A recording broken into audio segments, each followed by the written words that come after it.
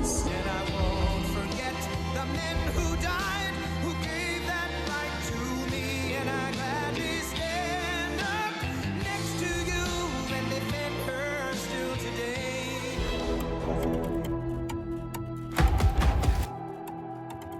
If you want to really see something that's said, take a look at what happened.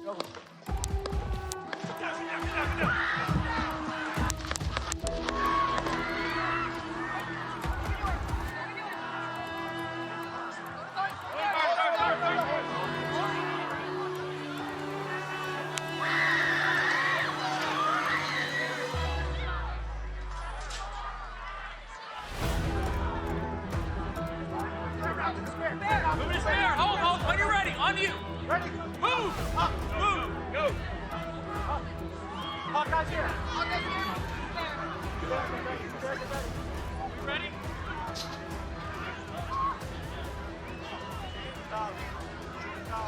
Okay, we are watching live at a rally in Butler, Pennsylvania, where former President Trump was speaking on the stage.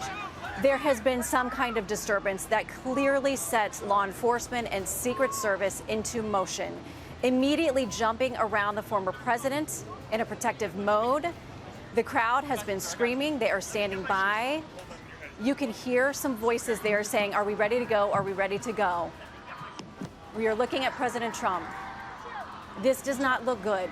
I'm going to be honest with you, from what we can see right here, it looks like they are attempting to move him out, that he may have been injured. He is holding up his arm. He is pumping his fist, but clearly Secret Service wants to get him out of this situation. This is an extraordinary moment in US political history. His fist raised in the air now. The Secret Service has rushed Trump off the stage, and we're yet to hear exactly what has gone on there, but he looked like he was in some state of distress. Now you can see there the military now coming into that rally in Pennsylvania. This is quite an extraordinary situation.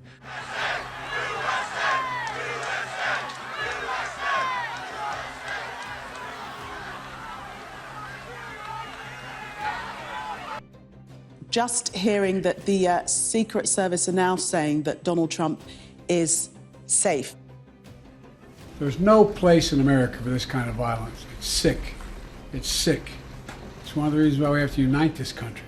We cannot allow for this to be happening. We cannot be like this. We cannot condone this. The Trump rally was a rally that he should have been able to be conducted peacefully without any problem. But the idea that there's political violence or violence in America like this is just unheard of. It's just not appropriate. And everybody must condemn it. Everybody. President Trump's first reaction on Truth Social, quote, "I want to thank the U.S. Secret Service and all of law enforcement for their rapid response on the shooting that just took place in Butler, Pennsylvania. Most importantly, I want to extend my condolences to the family of the person at the rally who was killed, and also to the family of another person that was badly injured. It is incredible that such an act can take place in our country." Now, nothing is known at this time about the shooter, who is now dead. He said, "I was shot with a bullet that pierced the upper part of my right ear. I knew immediately that something was wrong, in that I heard a whizzing sound, shots, and immediately felt the bullet ripping through the skin. Much bleeding took place, so I realized then what was happening. God bless America."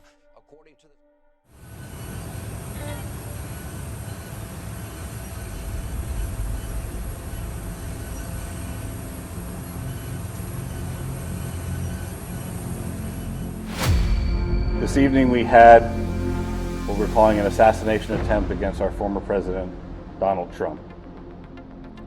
It's still an active crime scene. As I mentioned, we have a number of agents on scene. We also are working closely with other federal agencies, our state partners, and our local police partners as well.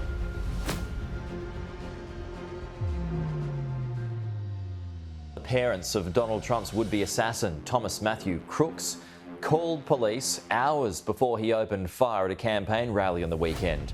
It's not clear what police did with that information, but it all points to a major security failure that so nearly resulted in a former president's death. Tonight, we're getting the first images of what police found on Thomas Crooks after a Secret Service sniper shot and killed him. A remote detonator and cell phone. Sources telling me that Crooks was spotted looking at that cell phone and a rangefinder when this photo was captured nearly an hour before shots were fired. That picture and his description were communicated on police radio to the tactical command post just after 5:30. All this happening outside the AGR building, but sources tell us local law enforcement was never stationed in the building Crooks climbed, but an adjacent building seen here. Buildings that Butler Township Manager Tom Knight says were identified as a point of interest by planning authorities not on the local level. So the building was outside the event area, and there was conversations about the logistical coverage of the building, what the building had for access points and what access points needed to be controlled. As we exclusively reported on Monday, another message was sent to command about 15 minutes before the former president got on stage. Sources telling us the last sighting of Crooks, he had a backpack, but no sign of a gun. That there was a radio transmission indicating that there was a suspicious individual on the rooftop. Was my understanding was our officers' first notification to begin moving towards that building. According to our sources, Crooks was still on the ground when Trump took the stage, and the Butler Township officers arrived to the AGR building as Trump moved to the podium. Two of the officers went to what appeared to be the lowest point from ground to roof. One of the officers actually boosted the second officer up high enough for him to grab hold of the roof. He did, in fact, see an individual on the roof with a weapon. Knight says Crooks pointed the rifle at the officer as the officer hung onto the side of the roof, unable to reach his radio or weapon. Lost his own grip, right? Fell approximately 8 feet to the ground. Not long after, those shots were fired at the stage. Crooks was killed, and the phone and transmitter were found next to him. I say he was a loner more because he was quiet, but like he was just bullied. Like he was bullied so much. This is high school. Yeah. What did they, do you remember at all what they said to him or called him? No. He was just made fun of, I guess, for the way he dressed or his appearance.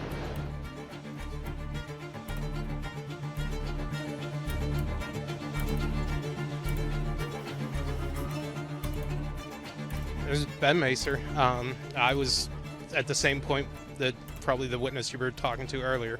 I was up at the fence line, saw the guy move from roof to roof, told an officer that he was on the roof. The officer come looking, I went back to heard that there was somebody that could see the person, so I went back to where they were standing, saw the person, went back and told the officer again that if he goes back to that particular spot, he can see the person, figuring that he would go in radio. And when I turned around to go back to where I was is when the gunshots started, and then it was just chaos, and we all came running away, and that was that. So, let me get this right. So you actually saw the man on top of the roof behind us? Yes. And you're saying people reported that to law enforcement, saying there is a man on the roof of the building? Yes, there were two officers that were actively searching. You could tell they were searching and looking for somebody, and we just tried to help and tell them where the guy was. And they, at some point, somebody obviously found him, or the snipers found him, and that was the end of his decisions. Did you get a good look at the guy on the roof? I did not have a good look at him, but I just seen him going from one building to another. There was a little gap in between, and he went. And when I went back to see the people that I heard that could see him, seen a quick look at him there, and then went to the officer to tell the officer, and that was all that I got. How many gunshots did you hear? I have no idea. It was, at first I didn't know what I heard, and then once it became clear what I heard, that it was just getting out of there, and I helped a lady that had a 4-year-old kid, helped them get out, and that was it. We were done, and everybody went home. And you're obviously shaken up right now just talking to me. a little bit. It's not every day that you're that close to anything like that. How far do you think that shooter was from the stage of where the former president was speaking? Probably 200, 250 yards. Was it parallel to where the president was, where he was? I could not see the president, so I'm not 100% sure, but it was definitely close to parallel. What are your questions right now, just in light of this happening? I don't have questions. I'm just, curious like anybody else, and just seeing what all is still going on. I live close to here, so I'm just taking it all in and seeing what's going on. This is a failure. There's really no other way to describe it. And the Department of Homeland Secretary, Alexander Mayorkas, has said that. The Secret Service director, she may not have used the word failure, but she clearly acknowledged this should not have happened. And lots of other former Secret Service and FBI folks have said the same thing. So I'm not the only voice out there saying that. And when you look at the attack and what happened, and we all know now, that seems to be or have exposed a pretty glaring vulnerability, in the sense that there was a building with a direct line of sight relatively close to the campaign stage, even though it was outside the official security perimeter. And one would have thought that in the weeks in the planning that went into this event, and that was probably going on for at least weeks, if not longer, that the Secret Service, and working with its partners on the ground, would have assumed that there was a gap there, and that gap needed to be closed. And for whatever reason, it wasn't, obviously. And Thomas Crooks was able to exploit that. Now, one thing we don't know is how long it took for Crooks to come up with this plan. But having looked at these instances of lone wolf terrorism, whether on the jihadist side, now on the domestic terrorist side, this doesn't happen overnight. So it was probably pretty methodical for Crooks, at least for a period of time. It's gross incompetence. I mean, how do you think about it, right? The counter sniper team, they train out, the Secret Service counter sniper team, obviously they had to mitigate a sniper threat. They train out to 1,000 yards. So we're talking about, say it was 200 yards. It was actually less than that where this shooter was, right? You're talking about a fraction of what they're trained at. They're also trained to spot guys in ghillie suits, cracked open windows. Right. He's on a white roof in broad daylight. He's on a white roof. Now, again, it'd be easy for me to say, oh, well, let's not get into Monday morning quarterbacking. Bro, it's not a freaking football game. It's the President of the United States' life. The Secret Service has one job. There are quite a few failures, and, I'm kind of torn, because on the one hand, you saw the absolute best of the Secret Service. You saw the detail that's protecting Trump spring into action, couldn't have gone any better, and was able to get him off. On the opposite side, the advanced piece, which arguably is the most important piece, was an abysmal failure. We missed some key things that should have never been missed. It's important to note that during campaign periods, they're going from one stop to another stop to another stop to another stop. And I've done probably hundreds of these advances, and I will tell you that it requires you to be in the weeds at every site, identifying potential threats. And that's everything from bombs to vehicles, but certainly rifles. We learned in 1963 what a rifle will do to a president. And so this is something the Secret Service is having to come to grips with. And I assure you, every agent across the Secret Service was devastated by what we saw on Saturday.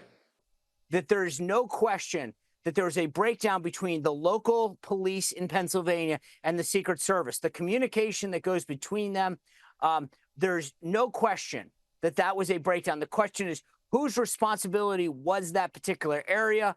I am told that there's a at least initially, a lot of emphasis on the role that the local police was supposed to be playing and whether or not they notified the right people at the right time. I think that we're going to have a lot more explaining that has to be done this week. We've already had Congress talk about hearings that will start tomorrow. But your bigger question, not only has Kim Cheadle, the Secret Service director, not been fired, I can't believe that she's not out there to give an explanation. And I think there's probably a good reason, because they don't like what they have to say to the American people. I mean, we're going to need to have a serious inquisition inside the Secret Service, which is a federal agency, because there's no way to look at this. Everything that went down on Saturday night here in the U.S. and Pennsylvania during this attempted assassination, there's no way to look at it as anything other than a massive failure, both of strategic and execution and planning on behalf of the Secret Service. And also, former presidents don't get the same level of Secret Service protection that they do as actual presidents. And I think we might need to reevaluate that, especially given what went down, because the Secret Service did not seem up to snuff.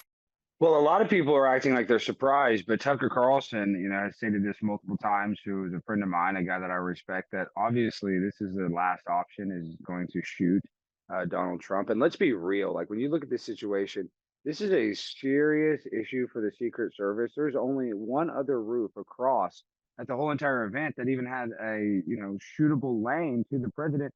And they had to wait till he shot him. So for me, I just think that this goes back to the DEI. Instead of hiring the best Secret Service you saw, it was a woman trying to carry Donald Trump off the stage, and he wanted to stand up and walk. So I'm not saying this is some sort of inside job. I'm just saying that this is a lack of professionalism by the Secret Service that doesn't care about actually protecting Donald Trump, in my personal opinion. Well, the most important thing to understand is that this was expected. My producer for my radio show, within minutes of the horrific footage, texted me one word. He said, "Unbelievable." I responded, "No, not at all. This is absolutely what we had to expect." Why? Because the Democrat Party and the mainstream legacy lying media have demonized my former boss for almost a decade now. They call him an Islamophobe, a bigot, a white supremacist, a fascist, a Nazi. You see all of the magazine covers with renditions of him looking like Hitler. And then for the last 6 months, we've had this steady drumbeat of Donald Trump, if he's re-elected by the American people, it will be a threat to democracy. Well, when you call the leader of the opposition a new Hitler, guess what? Sooner or later, something like this is going to happen. So this is on the Democrats, it's on the legacy media, and God bless our Lord and Savior, because if it were a quarter of an inch closer to his cranium, we would have seen the murder of President Trump live on television.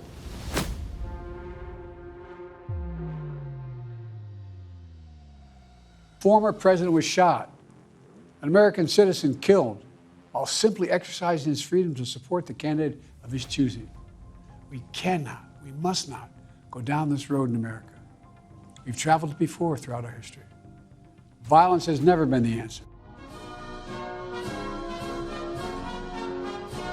A high-stakes interview for a president under pressure. I have not engaged in that rhetoric. Joe Biden under fire after his opponent became a shooting target. You called your opponent an existential threat on a call a week ago. You said it's time to put Trump in the bullseye. It was a mistake to use the word. I didn't say crosshairs. I meant bullseye. I meant focus on him. Focus on what he's doing. Focus on his policies. Focus on the number of lies he told. Rejecting accusations his words may have led to these actions by a lone gunman.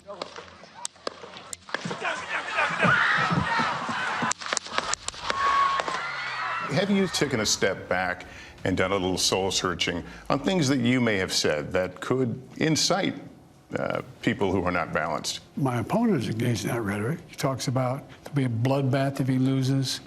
How do you talk about the threat to democracy, which is real, when a president says things like he says? Do you just not say anything because it may incite somebody? Many believe the attempted assassination may inspire more Americans to vote for Donald Trump. Has this shooting changed the trajectory of this race? I don't know, and you don't know either. But it's also delivered Joe Biden a moment of clear air, momentarily distracting from questions over whether he'll remain in the presidential race. Do you feel like you've weathered the storm on this issue of whether you should be on the ticket or not? Look, 14 million people voted for me to be the nominee in the Democratic Party, okay?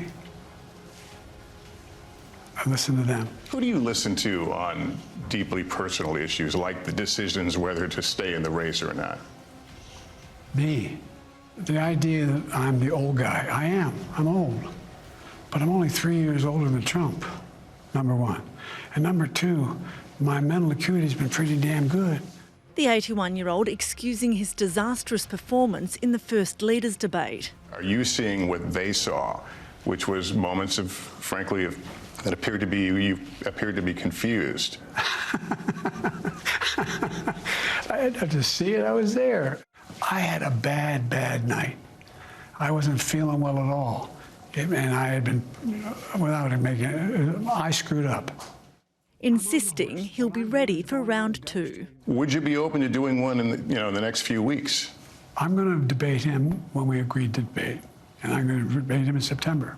And on the prospect of a repeat performance. What happens if you have another performance on that on that level?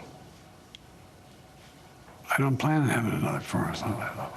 Biden is slow walking towards a historic defeat. So if Democrats had any sense to them, they would be doing everything they can to switch him out. But the problem is there's not really a mechanism or a way that Democrats can remove him as their nominee without his consent, without him going along with it, because there was a primary process, although it was very kind of unfair primary process, shall we say.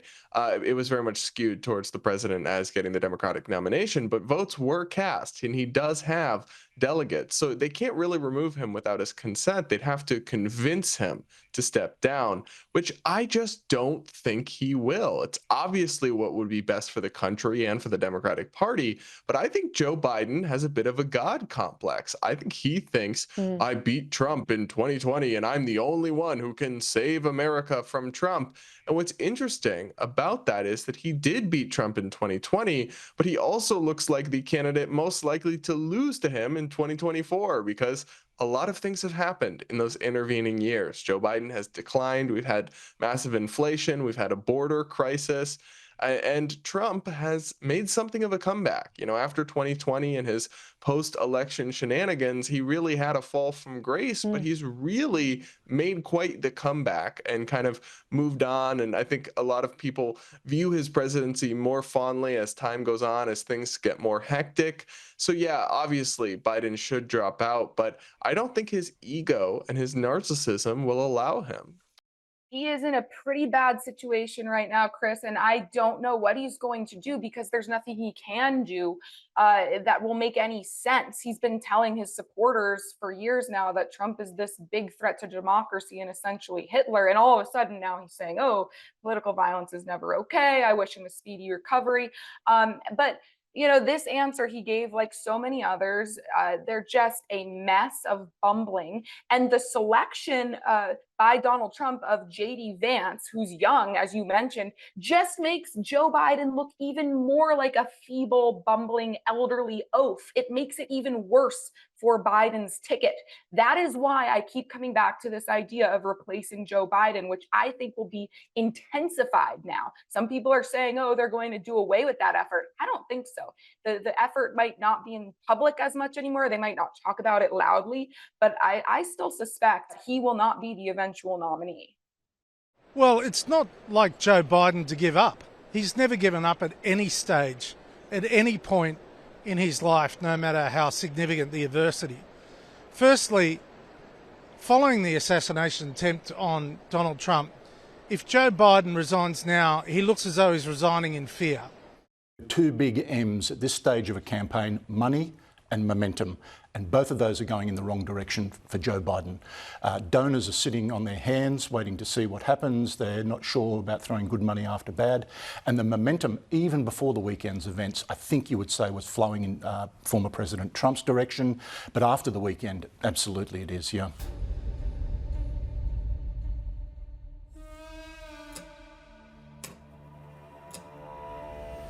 Please welcome the next President of the United States, Donald J. Trump. Donald Trump has received a raucous standing ovation at the Republican National Convention in Milwaukee. Wearing a bandage on his right ear, Trump sat alongside the man he's selected to be his running mate for the upcoming election, Ohio Senator J.D. Vance.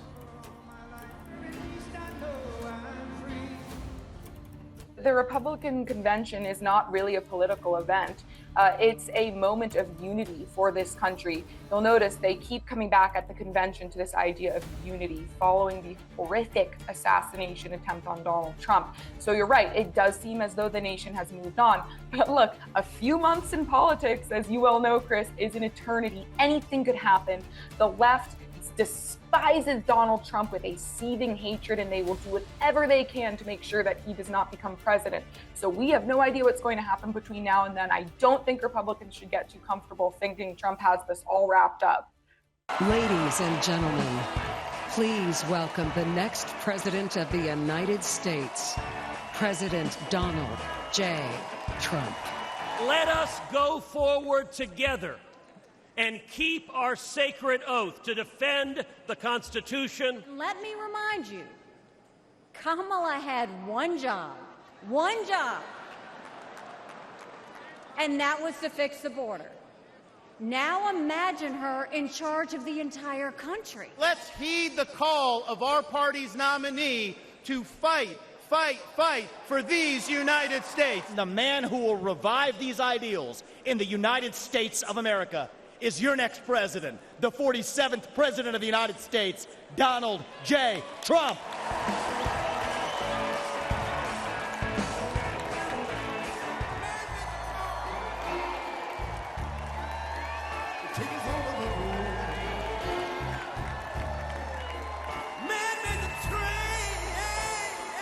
Donald Trump, he's having no such issues. A coronation there, essentially. Annalise, his former trade advisor. Well, this is the drama of this convention. He's gone from prison to the stage at the convention. The crowd going wild as well. He served, of course, 4 months. This was for contempt of Congress around January 6. So it just shows that the feeling in the room around, I suppose, January 6 and that inquiry. Absolutely. The cries were fight, fight, fight, which is what people have been saying since they first saw Donald Trump arrive after that assassination attempt as well. So you could say the crowd is very fired up. Peter Navarro is an interesting figure. He's a former trade advisor to Donald Trump. He refused to cooperate with this investigation in Congress into January 6th and was held in contempt, convicted, sentenced to 4 months in prison, in a federal prison in Miami, and he's flown straight from there to the stage here. People went wild when he walked in the room.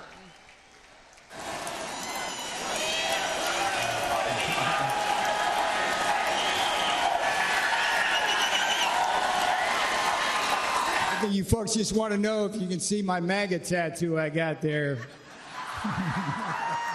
I got a very simple message for you. If they can come for me, if they can come for Donald Trump, be careful, they will come for you.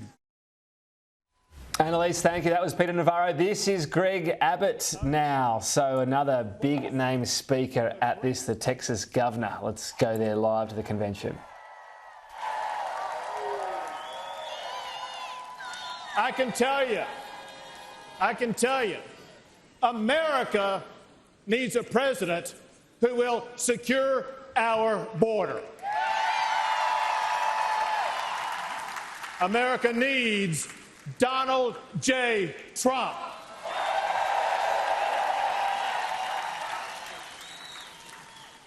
The president's most sacred duty is to secure our country. Donald Trump fulfilled that duty by eliminating illegal immigration.